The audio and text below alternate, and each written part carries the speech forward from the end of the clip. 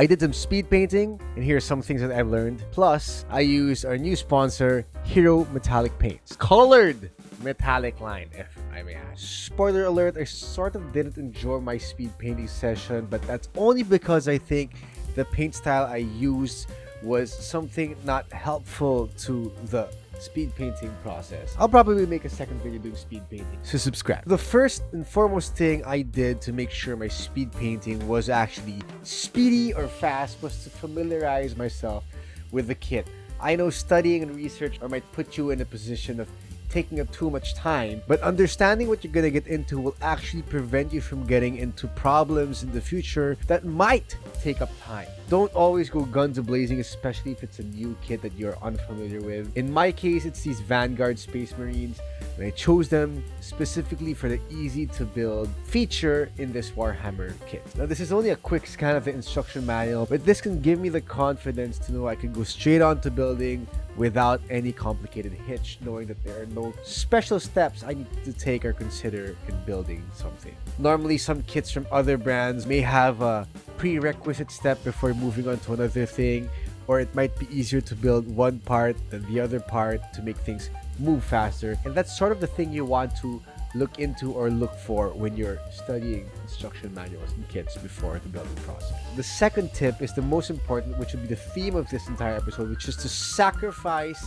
steps. We all have a process in how we paint, and speed painting, or at least how I took speed painting, was I needed to sacrifice some steps to make sure I could still get a single monitor. I needed to sacrifice steps to make sure I could still get a painted miniature at a quality I will be happy with. And of course, that means taking away some areas of detail or some extra steps I normally take. So take a look at your process, figure out what you can do, and experiment what are the things you want to strip away from your normal build and paint process to make this whole speed painting thing happen. In my case, I took away kit bashing. Kit bashing for me often does take up a lot of my time when I build, and I learned that because when you hobby a lot, you sort of figure out what are the steps you normally take up most time in. So I decided on taking away kit bashing and just building the kit as is, not adding any more optional bits, not magnetizing any weapon options, just building the base set how it's meant to be. That even went for the basing materials. That even goes for the storytelling that I always normally love to do when I do my hobby. Just build the model, stick it on the base. That's it. Nothing fancy. I even did away with sub-assemblies, but my thinking was I wanted to prioritize the paint style and the paint output because we'd be painting with these cool metallic paints. If you're curious about these Hiro paints, there's a link below that will take you to more info about them. Plus, in this video, I'll be sharing a little code on how to get a discount on these Pinoy-made paints. Hiro has around 130 colors as of maybe last year. They probably have a bagajillion more because they recently launched a contrast color. Each bottle is 30 ml, which is considerably more than your usual standard bottle of paint, and they cost 120 pesos, which is like $2 plus for you guys in the States. And when you buy their sets, this per bottle price goes down by 20%. Plus, they also have a lot of primers and top coats. Additionally, also what I found out in the packaging of the bottle, why I don't own an airbrush, these can be airbrushed, even the metallic paint. They say you just have to have a sort of milky consistency, and that should be enough. The rule of thumb when you're going through about sacrifices is look at what you value and take away the rest. That actually shot me in the leg because these guys took me longer than I expected because they were just a normal gray standard model. And as I was painting them, I was getting so bored out of my mind because this was not a specially kit bash model. This model wasn't something I was excited about. There was no story. There's nothing. So it was actually quite more difficult. Even if I reduced the steps, I took away the core component that made me work faster or motivated me. So be careful when you're sacrificing some steps. Be sure to consider that you are not taking away something that will be your booster when you are going through your speed paint. The next thing that was critical in making sure this speed paint would go fly very fast was to make sure I had all the tools I needed at the ready and on the go. Therefore, when I was in the building mode, I had all my building stuff with me out on the table and only the essentials. So I took very short amount of time just to spread them all out, so as I would be speed building all these models, I had everything I needed at the ready. Same goes for the painting. When I went into the painting phase, I kept all my distracting building tools and only left the painting tools out, so that as I was going through each color, each step, it would be easy to reach and swap out what I would need at that specific moment, lessening the time spent on the hobby. In line with sacrificing, I also sacrificed some tools that I normally use, which is sandpaper.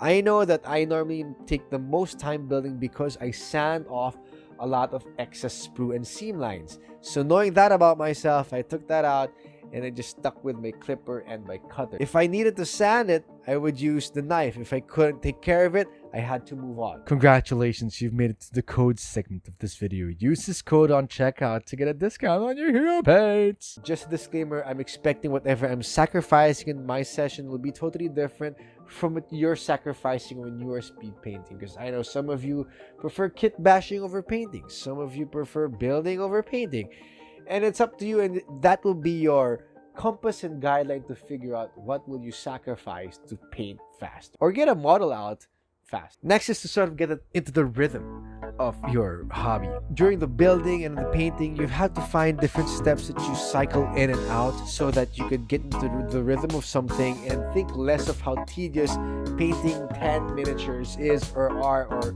how many miniatures you plan on speed painting for that day. For example, in this building phase, I was just going through a clip, clean, glue, clip, clean, glue, clip, clean, glue, clip, clean, glue type of sequence. It also would help to have jams on the side. West Virginia,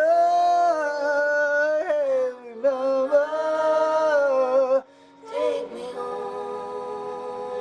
There may be some friends to talk to while you're painting. Whatever it takes for you to figure out how to just continuously do a boring task for a long amount of time, do it. My next tip is a little bit connected to my earlier tip of having your tools at the ready, but also make sure your paints are properly planned. The cool thing about these metallic paints is that they are colored. These colors or these paints save me a step by being both metallic and colored as well, because if you've been in the hobby for a long time, to achieve colored metallics, you would need to paint a metallic cover, put a wash or a glaze or a contrast color over it just to have the effect of a colored metal. But in this case, look at this one. This is metallic navy blue.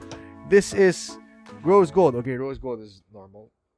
This is metallic crimson. And as I was planning my paint scheme around, I was making use of these Hiro metallic colors as my core scheme, and everything else around it would just be standard usual colors that I would normally use in my other paint formula. Deciding to focus on just my paint brand alone already trimmed down my normal painting plan or painting process. Not only did I save steps by skipping colors, but having the paint line itself decide for me the colors saved me a ton of time. The reason why I think this Hiro paint helps you very much well, especially with one coat, is they are highly pigmented paints. The color coverage and vividness is very maximized without having to do two colors or any fancy mixing. When it comes to the metallic colors, I think why they perform so well is that the stuff that makes metallic paints metallic, they're ultra fine in the mixture, so when you apply it, it's very smooth, it's very clear and crisp compared to other metallic paints in the market. Most speed painters say this next one, which is basically to drop the imperfections. A lot of painters paint over a lot of detail with just one color, which is fine. A lot of painters don't even paint the whole miniature and only paint the parts that are visible. A lot of painters, like myself, will strive to ignore the mistakes, and it's quite difficult because you know the mistake is there, but mastering that you can let go of a mistake and move forward is something very liberating and something that will help you in the long run, not just with speed painting, but in life altogether. We'll always make mistakes. The question is how much effort and time to focusing on that mistake or moving forward from it.